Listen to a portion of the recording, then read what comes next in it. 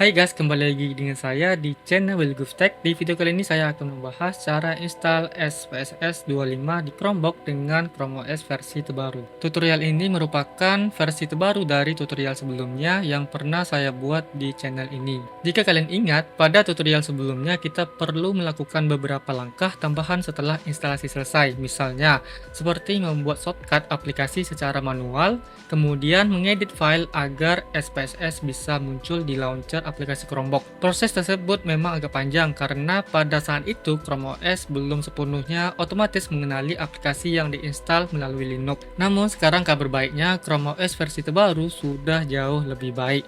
Setelah SPSS selesai diinstal, aplikasi bisa langsung muncul di launcher Chromebook tanpa perlu membuat shortcut manual atau mengedit file konfigurasi lagi. Artinya, proses instalasi menjadi lebih cepat, lebih sederhana, dan lebih mudah untuk mengulang. Oke, langsung saja kita install untuk aplikasinya.